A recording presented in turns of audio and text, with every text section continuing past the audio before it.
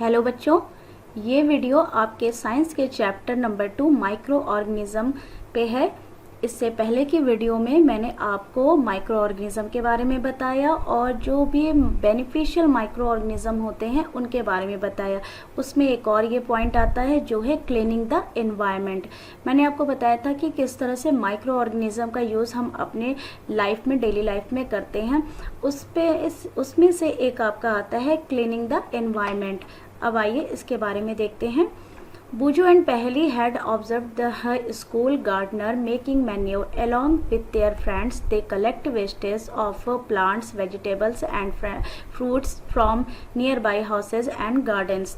तो एक बार क्या होता है कि बुजू और पहली देखते हैं कि उनके जो स्कूल के गार्डनर रहते हैं वो खाद बनाते रहते हैं और वो अपने फ्रेंड्स के साथ मिलके जो भी आसपास के जो भी वेस्टेज होते हैं, जो प्लांट वेस्टेज होते हैं, फ्रूट वेजिटेबल्स, जो भी वेस्टेज इनके होते हैं, पिल्स वगैरह होते हैं, उनको क्या करते हैं, इकट्ठा करते, घरों से लाके गार्डन में इकट्ठा करते हैं।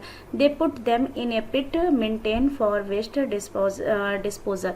तो वो क्या करते हैं, उन्हें एक गड्ढे में डाल देते हैं उन वेस्टेज को और डिस्पोज होने के लिए छोड़ देते हैं। After some time it decomposed and got converted to manure. और कुछ टाइम बाद क्या होता है कि वो डिकम्पोज हो जाता है और मैन्योर यानी कि जो खाद है उसमें कन्वर्ट हो जाता है वो। Boojho and Paheli wanted to know how this had happened. अब बूजू और पहली ये जानना चाहते हैं कि ऐसा कैसे हो गया। आई होप कि आप भी जानना चाहते होंगे। तो यहाँ देखिए एक्टिविटी 2.5 में हम कुछ एक्टिविटी देखते हैं जिसके थ्रू आपके ये डाउट्स क्लियर हो जाएंगे। Take 2 pots and fill each pots half with soil. अब हम यहाँ पे 2 पॉट्स लेते हैं और उनमें थोड़ा थोड़ा क्या भर देंगे, सॉइल भर देंगे, मिट्टी भर देंगे।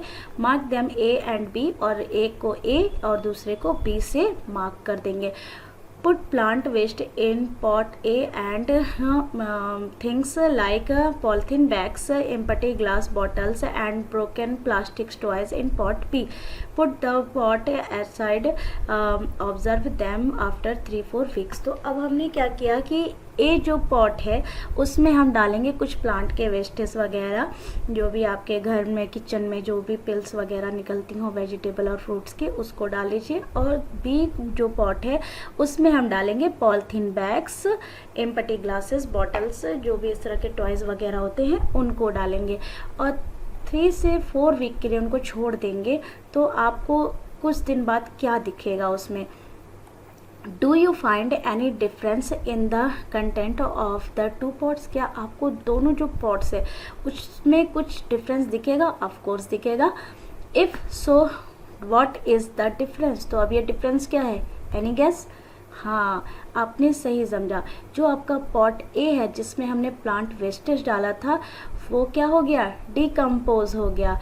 You will find that plant waste in pot A has been decomposed. वो क्या हो गया, decomposed हो गया। How did that happen? अब ये कैसे हो गया?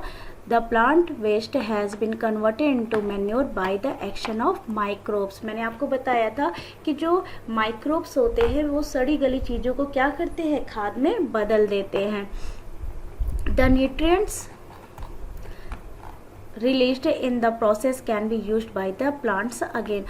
और जो न्यूट्रिएंट्स, जो भी आपके वेजिटेबल पिल्स और जो भी फ्रूट पिल्स थे, प्लांट के जो वेस्टेज थे, उनमें जो भी न्यूट्रिएंट्स होता है जो लॉक हो चुका था वो अब अनलॉक होके क्या हो जाएगा, उस सॉइल में चला जाएगा और वापस प्लांट द्वारा क्या कर लिया जाएगा, गेन कर लिया जाएगा, ले लिया जाएगा।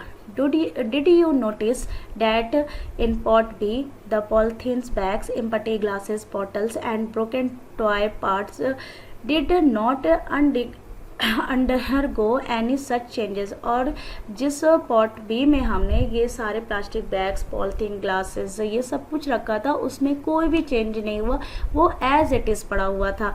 क्यों? The microbes could not act on them and convert them into manure. क्योंकि जो माइक्रोब्स थे वो उसमें कुछ भी नहीं कर सके और उनको मैन्योर में कन्वर्ट नहीं कर सके। क्यों? क्योंकि जो वेस्टेज वगैरह थे, जो ऑर्गेनिक वेस्टेज थे, उन पे क्या करते हैं माइक्रोब्स उनको एज ए होस्ट लेते हैं और उन पे क्या करते हैं कि अपने एंजाइम्स जो केमिकल्स होते हैं उसको सिक्रेट करते हैं और इसको डिकम्पोज करने लगते हैं। बट जो plastics bags, toys, polythene bags ये सब होते हैं, इनमें ये प्रोसेस नहीं हो पाती। आप इसीलिए देखते हो कि गवर्नमेंट क्या बोलती है कि पॉलीथीन बैग्स के यूजेस ना करें। क्यों? क्योंकि ये आसानी से एनवायरनमेंट में क्या होते हैं, डिकम्पोज नहीं हो पाते हैं। ठीक, You often see large amount of dead organic matters in the form of decaying plants and sometimes dead animals all the ground। आपने कई बार देखा होगा कि अगर आपके आसपास कहीं पे कोई जानवर मर जाता है या फिर प्लांट है उसके लीव्स अगर गिरते हैं ढेर सारे पतझड़ में जब लीव्स काफ़ी गिर जाती हैं तो कुछ दिन बाद, जैसे कुछ दिन होता है मतलब 1 वीक के बाद, वो क्या होने लगते हैं, वो डिकम्पोज हो जाते हैं सॉइल में। कैसे डिकम्पोज हो गए? इनको डिकम्पोज किया उन्हीं माइक्रो ऑर्गेनिजम्स ने। जो माइक्रोब्स थे वो इनको क्या कर देते हैं, डिकम्पोज कर देते हैं। अगर ये माइक्रो ऑर्गेनिज्म ना होंगे तो हमारे एनवायरनमेंट की क्लीनिंग ही नहीं हो पाएगी। क्योंकि जो भी चीज़ें, अगर जानवर अगर मर रहे हैं या प्लांट्स झड़ के गिर रहे हैं, सूख रहे हैं, तो वो क्या होंगे, एनवायरनमेंट में उनकी संख्या बढ़ती चली जाएगी और फिर क्या होगा, सब जगह क्या हो जाएगा, और भी प्रदूषण बढ़ जाएगा। ठीक, डिजीजेस बढ़ जाएंगी। तो इन सब को भी क्या कर रहा है, ख़त्म कर रहा है हमारा जो माइक्रो ऑर्गेनिज्म है वो डिकम्पोज करके। ठीक है, this is because the micro organism decompose dead organic wastage of plants and animals converting them into simple substance. अब क्या करते हैं, जो माइक्रो ऑर्गेनिज्म होते हैं, जो भी प्लांट्स और एनिमल्स वेस्टेज होते हैं, उनको किस में कन्वर्ट करते हैं, सिंपल सब्सटेंस में कन्वर्ट करते हैं। This substance are again used by the other plants and animals. और अब क्या होता है, यही जो सिंपल सब्सटेंस है वो वापस से प्लांट यूज़ करेगा और एनिमल्स यूज़ करेगा। कैसे यूज़ करेगा, जो भी सिंपल सब्सटेंस है वो सॉइल में चले गए, सॉइल से क्या होगा कि फिर प्लांट उसे अपनी ग्रोथ के लिए यूज़ करेगा। ठीक है, सॉइल में जो भी मिनरल्स वगैरह, न्यूट्रिएंट्स जो भी घुल जाएंगे उनको क्या करेगा, प्लांट्स वापस लेगा। फिर वो न्यूट्रिएंट्स कहाँ पहुँच गए, प्लांट्स में पहुँच गए, और अब उस प्लांट को जो भी एनिमल खाएगा वो कहाँ पहुँच जाएगा, उस एनिमल्स में चल जाएगा। तो ये पूरा एक साइकिल चलता रहता है कि प्लांट से एनिमल्स फिर जब भी वो उनके वेस्टेज या फिर वो जब भी डेड हो जाएंगे तो उन पे डिकम्पोज होकर माइक्रो ऑर्गेनिज्म वापस उसे सॉइल में पहुँचा देंगे और फिर सॉइल से प्लांट में। तो ये पूरा एक प्रोसेस चलता रहता है। Thus microorganism can be used to degrade the harmful and smelly substance and thereby clean up the environment। तो अब आप देखे होंगे कि जब भी कोई जानवर मर जाता है तो कुछ दिन बाद उसके आसपास से क्या आने लगती है, स्मेल्स आने लगती है। तो वो स्मेल्स क्या होती है, जब जो माइक्रो ऑर्गेनिज्म होते हैं जब उसे सड़ाने स्टार्ट करते हैं, डिकम्पोज करना स्टार्ट करते हैं, तो वो एंजाइम सिक्रेट करती हैं। तो उस जो डिकम्पोजिशन का जो एक प्रोसेस चलता है उसके उस टाइम में कुछ और गैसेस भी निकलती हैं और वो जो स्मेल होती है वो उन्हीं गैसेस की होती है। तो अब इस तरह से क्या होता है, जो माइक्रो ऑर्गेनिज्म है वो पूरे एनवायरनमेंट को क्या करता है, क्लीन करता है। तो अगर माइक्रो ऑर्गेनिज्म नहीं होंगे तो हमारा एनवायरनमेंट भी जो क्लीन नहीं हो पाएगा। तो ये एक बहुत बड़ा रोल है हमारे एनवायरनमेंट को क्लीन करने में माइक्रो ऑर्गेनिज्म का। हमने अब ये पढ़ लिया कि किस तरह से माइक्रो ऑर्गेनिज्म हमारे लिए बहुत ही बेनिफिशियल है, बट ऐसा नहीं है कि वो हमारे लिए अच्छे ही हैं। अब वो हमारे लिए कहाँ कहाँ पे ख़राब है उसके बारे में पढ़ते हैं, हार्मफुल कैसे हैं। तो यहाँ देखिए हार्मफुल माइक्रो ऑर्गेनिज्म, यहाँ पे आपका एक नेक्स्ट टॉपिक आ रहा है, हार्मफुल माइक्रो ऑर्गेनिज्म। इसके बारे में पढ़ते हैं। Micro organism are harmful in many ways. जो माइक्रो ऑर्गेनिज्म है बहुत तरीके से हमारे लिए क्या है, हार्मफुल हैं, नुकसान पहुंचा सकते हैं। Some of the microorganism cause diseases in humans, beings, plants and animals. तो ऐसा नहीं है कि ये सिर्फ ह्यूमन्स के लिए ही नुकसान पहुंचाते हैं, ये प्लांट्स और एनिमल्स को भी नुकसान पहुंचाते हैं, उनमें डिजीज क्रिएट करते हैं। ठीक, such disease causing micro organism are called pathogens. अब जो ये डिजीज कॉजिंग माइक्रो ऑर्गेनिज्म होते हैं इन्हें हम क्या बोलते हैं, पैथोजेंस बोलते हैं। ठीक, तो अगर यहाँ पे आपको क्वेश्चन आ गया कि व्हाट इज पैथोजन, तो disease causing micro organism is called pathogens, ये आपका क्या होगा, आंसर हो जाएगा। Some micro organism spoil foods, clothing and leathers, let us study more about their harmful activities. तो अब ये जो पैथोजेंस होते हैं, जो माइक्रो ऑर्गेनिजम्स होते हैं, ये क्या क्या खराब कर सकते हैं। एक तो एनिमल्स, प्लांट और ह्यूमन को तो नुकसान पहुंचा ही रहे, साथ में ये फूड जो आपके होते हैं उनको भी ख़राब कर देते हैं। जो क्लॉथ्स वगैरह होती है उनमें भी क्या होते हैं, फंगी टाइप के लग जाते हैं। लेदर्स में भी वाइट वाइट से जो लेदर के चमड़े के जो सामान होते हैं उन पे भी क्या लग जाते हैं, वाइट कलर के फंगस टाइप के लग जाते हैं, उनको ख़राब करते हैं। तो आगे हम इस तरह से और कुछ हार्मफुल जो भी ये माइक्रो ऑर्गेनिज्म है उनके बारे में पढ़ते हैं। यहाँ पे आइए, disease causing micro organism in humans. अब पहले हम देखेंगे कि ऐसे कौन कौन से डिजीज हैं जो ह्यूमंस में होते हैं।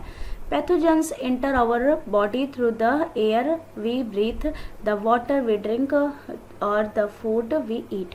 तो आपको मैंने पहले भी बताया कि जो माइक्रो ऑर्गेनिज्म है वो हमारे बॉडी के अंदर कैसे पहुँचते हैं। जब भी हम कोई चीज़ खाते हैं तो वाटर और फूड के द्वारा, या तो हम सांस लेते हैं तो एयर के द्वारा। इन्हीं दो तरीकों से ये क्या होते हैं, हमारे बॉडी के अंदर क्या होते हैं, इंजेक्ट हो जाते हैं, अंदर चले जाते हैं। They can also get transmitted by direct contact with an infected person और कैरिड बाई एन एनिमल। और कैसे हो सकते हैं, अगर हम किसी इन्फेक्टेड पर्सन के कॉन्टैक्ट में आते हैं तो उनसे वो हमारे अंदर क्या होते हैं, वो जो इन्फेक्टेड पर्सन है उस पे जो माइक्रोब्स है, जो माइक्रो ऑर्गेनिज्म है, वो जो हेल्दी पर्सन है उसमें ट्रांसफ़र हो जाते हैं। या फिर कोई अगर एनिमल आपका पेट है या कोई एनिमल है उसके अंदर वो डिजीज़ कॉजिंग बैक्टीरिया है, माइक्रोब्स हैं, तो वो क्या होंगे, उनके संपर्क में आने से, एनिमल्स के संपर्क में आने से वो हम पे अटैक कर सकते हैं।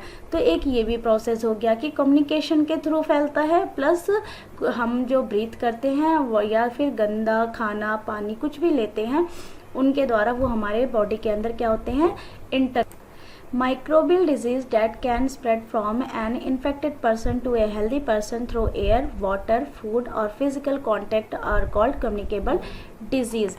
तो अब यहाँ पे जो वर्ड आया वो है क्या, एक communicable disease। ये भी बहुत इंपॉर्टेंट है। अगर ये क्वेश्चन पूछ ले कि व्हाट इज communicable disease, तो आप इसके लिए लिख सकते हैं कि जब यहाँ से देखिए, infected person an infected person to healthy person through air, जब भी कांटेक्ट करते हैं, एयर, वाटर, फूड और physical contact are called communicable diseases. ठीक है, तो अब क्या होता है कि अगर कोई पर्सन इन्फेक्टेड है और उसके पास हम गए, उसने वो अगर सांस ले रहा है या उसने स्नीज किया, तो उसमें क्या होगा, जो माइक्रोब्स हैं वो उसके जो ड्रॉपलेट्स होते हैं स्नीज के बाद, जो छींक के साथ जो पानी, जो उनके जो पानी के जो छींटे निकलते हैं उनमें क्या होते हैं, माइक्रोब्स होते हैं। और वो अगर हम सामने खड़े हैं और वो क्या करेंगे कि हम जब जैसे ही सांस लेंगे तो एयर के द्वारा वो हमारे अंदर चले जाएंगे, या उनका अगर हमने जूठा पानी पी लिया या फिर फिज़िकल कांटेक्ट जैसे कि हाथ मिला लिया, शेक कर लिया, तो इस तरह से क्या होंगे कि वो डिजीज़ क्या करेंगे, हमारे अंदर चले जाएंगे। तो ये कहलाते हैं कम्युनिकेबल डिजीज़। जैसा कि अभी कोरोना वायरस आप रिसेंटली सुन रहे हैं, तो ये भी इसी तरह से ही फैल रहा है और ये भी क्या है, आपका एक कम्युनिकेबल डिजीज़ है। Example of such diseases include cholera, common cold, chicken pox and tuberculosis। तो ये जो आपके डिजीजेज हैं, जो आपके कॉलरा, कॉमन कोल्ड और चिकन पॉक्स है, ये ट्यूबरकुलोसिस, ये भी क्या है, कम्युनिकेबल डिजीज़ के अंदर आते हैं। When a person suffering from common cold sneezes find droplets of moisture carrying thousands of viruses and are spread in the air। तो जैसा मैंने आपको बताया कि अगर कोई पर्सन कॉमन कोल्ड से भी अगर वो परेशान है, तो जैसे ही वो स्नीज करेगा तो क्या होंगे कि उसके छोटे छोटे ड्रॉपलेट्स जो कि जो मॉइस्चर लिए होते हैं उनमें क्या होंगे, वो जो माइक्रोब्स है वो कैरी रहते हैं और वो वायरस क्या करेंगे, हवा में फैल जाएंगे। The virus may enter the body of a healthy person while breathing and cause infection। और जैसे ही जो वो वायरस एयर में फैल गए हैं, और जैसे ही कोई हेल्दी पर्सन सांस लेगा, ब्रीथ करेगा, तो वो क्या करेंगे, जो वायरस है वो ब्रीथिंग के थ्रू उनके अंदर इंजेक्ट हो जाएंगे और इन्फेक्शन क्रिएट कर देंगे। तो इसीलिए कहते हैं कि जब भी छींकते या खांसते समय क्या करें, आप अपने रुमाल का यूज़ करें, हैंडकरचिप्स का यूज़ करना चाहिए। ठीक, तो यहाँ पे अब जो पूछता है कि then how do you prevent the spread of communicable disease, कि कैसे जो भी कम्युनिकेबल डिजीज़ है इसको स्प्रेड होने से हम रोक सकते हैं। तो पहली देखिए, we should keep handkerchiefs on the nose and mouth while sneezing, it is better to keep a distance from infected person. तो दो चीज़ें पहली ने बताई कि जब भी हम खांसे या चीखें तो रुमाल का यूज़ करें, अपने माउथ को ढक के, नाक को ढक के। और दूसरा उसने बताया कि उससे भी अच्छा जो इलाज है वो क्या है कि आप इन्फेक्टेड पर्सन से डिस्टेंस रखें, यानी कि सोशल डिस्टेंसिंग का पालन करें। ठीक, नेक्स्ट हम आते हैं, there are some insects and animals which act as carrier. अब यहाँ पे आया कैरियर वर्ड। ठीक है, तो कैरियर क्या होते हैं उसके बारे में देखते हैं कि यहाँ पे बोला जा रहा है कि कुछ एनिमल्स और इंसेक्ट्स ऐसे होते हैं जो डिजीज़ कॉजिंग जो माइक्रोब्स होते हैं उनको क्या करते हैं, अपने बॉडी पे लेके कैरी करते हैं। ठीक, तो यहाँ देखिए, house fly is one such carrier, the fly sit on the garbage and animal excrete pathogens stick in their bodies. When these flies sit on uncovered food, they may transfer the pathogens. अब जैसे जो हमारी common जो house fly होती है वो क्या करती है, इधर उधर वो गार्बेज पे, गंदी चीज़ों पे बैठती रहती है, उड़ती रहती है, बैठती रहती है। तो अब जहाँ पे गंदगी होगी वहाँ पे तो माइक्रोब्स होंगे ही होंगे, वहाँ पे क्या होगा, पैथोजेंस तो होंगे ही होंगे। तो अब ये पैथोजेंस क्या होते हैं कि उनके अंदर क्या करते हैं, उनके बॉडी में या फिर उनके पैरों में, लेग्स में स्टिक हो जाते हैं, चिपक जाते हैं। और जब ये फ्लाइज उड़ते हुए किसी खुले हुए फूड पे जो कि कवर्ड नहीं है उस पे जाके बैठेंगे तो ये जो पैथोजेंस हैं ये क्या होंगे, उसके ऊपर ट्रांसफ़र हो जाएंगे, खाने के ऊपर जो भी फूड है उस पर ट्रांसफ़र हो जाएंगे। और अब जब इस फूड को हम क्या करेंगे, ईट करेंगे, तो फिर ये पैथोजेंस हमारे अंदर चले जाएंगे। ठीक है, तो however it's the communicated food is like to get sick. तो अभी इस तरह से जो कम्युनिकेटेड फूड है जो कि मतलब पैथोजन उसमें आ गया है, अब जब हम उसको खाएंगे तो हम भी क्या हो जाएंगे, बीमार हो सकते हैं। So it is advisable to always keep food covered. इसलिए क्या बोला जाता है कि हमेशा भोजन को और वाटर को कवर्ड करके रखना चाहिए। ठीक, खुली हुई चीज़ें कभी भी नहीं रखनी चाहिए। Avoid consuming uncovered items of food. और क्या करना चाहिए, हमें खुली हुई चीज़ों को नहीं खाना चाहिए। जैसे रोड साइड फूड जो बिकते हैं, जो खुले होते हैं, स्ट्रीट फूड्स, तो उनको भी हमें क्या करना चाहिए, अवॉइड करना चाहिए, क्योंकि उन पर भी बहुत सारे धूल हैं, डस्ट हैं और ये फ्लाइज वगैरह उड़ती रहती हैं, वो बैठते रहते हैं, तो वो गंदगी क्या होती है, उन खानों पे ट्रांसफ़र होती है और जब हम उन्हें खाएंगे तो हम भी बीमार हो जा सकते हैं। Another example of carriers is the female Anopheles mosquito। अब यहाँ पे एक वर्ड और आया आपका कि Anopheles mosquito। ठीक, तो ये क्या है, ये जो Anopheles mosquito है ये क्या करती है, ये भी आपका एक कैरियर का काम करती है। किसको कैरी करती है, which carries the parasites of malaria Plasmodium. ये क्या कैरी करती है, जो मलेरिया के जो माइक्रो ऑर्गेनिज्म होते हैं उसको कैरी करती है। यानी कि वो किसको कैरी करती है, वो कैरी करती है आपके प्लाज्मोडियम को। ठीक, तो मच्छर के जो मच्छर है उसके काटने से मलेरिया नहीं होता है, बल्कि मच्छर के जो मॉस्किटो है उसके अंदर जो प्लाज्मोडियम पैरासाइट है, जो उसके ऊपर एज ए पैरासाइट रहता है, उसके काटने से उसके इंजेक्ट होने की वजह से हमें क्या हो जाता है, मलेरिया। जब कोई मॉस्किटो प्लाज्मोडियम माइक्रोब्स है उससे इन्फेक्टेड हो जाती है और उसके बाद जब वो किसी ह्यूमन को बाइट करती है, तब बाइट करने के साथ साथ वो जो प्लाज्मोडियम है वो ह्यूमन के अंदर क्या होता है, ट्रांसफ़र हो जाता है। तो सभी मच्छर के काटने से मलेरिया नहीं होता है। जो फीमेल एनाफिलीज मॉस्किटो होती है उसके काटने से आपको क्या हो सकता है, मलेरिया हो सकता है। तो ये भी एक कैरियर का आपका एग्जाम्पल है। उसी तरह से देखिए फीमेल एडिस मॉस्किटो, यहाँ पे एक और आया कि फीमेल एडिस मॉस्किटो ये भी एज ए कैरियर है किसकी, डेंगू वायरस की। ठीक, तो जो डेंगू वायरस होता है वो भी क्या होता है कि इसी फीमेल एडिस मॉस्किटो के अंदर रहता है एज ए पैरासाइट, और जब ये किसी हेल्दी पर्सन को बाइट करती है तो उसके बाद क्या होता है, अपने जो वायरस है उसको उस ह्यूमन बॉडी के अंदर क्या करते हैं, इंजेक्ट कर देती है, और फिर डेंगू और मलेरिया जैसे जो जानलेवा आपकी बीमारी हो सकती है उसको क्या करती है, स्प्रेड करती है। तो इस तरह से जो हाउस फ्लाई है, जो आपके मॉस्किटोज़ हैं, ये भी कैरियर का काम करते हैं बीमारियों को फैलाने में। अब यहाँ पे पहली बोलती है, why does the teachers keep telling us not to let water collect anywhere in the neighbourhood. तो अब पहली ये कहती है कि इसीलिए क्या टीचर कहते हैं कि अपने आसपास कहीं भी पानी को इकट्ठा ना होने दे। क्यों? क्योंकि पानी अगर इकट्ठा होगा तो वो उसमें मच्छर और मक्खियाँ क्या होती हैं, पैदा होते हैं, उसमें उनके लार्वा आते हैं और वो क्या करते हैं, ग्रोथ करते हैं, ब्रीडिंग करते हैं, और उसके बाद फिर ये हमें बाइट करेंगे और इन्फेक्शन फैलाएंगे।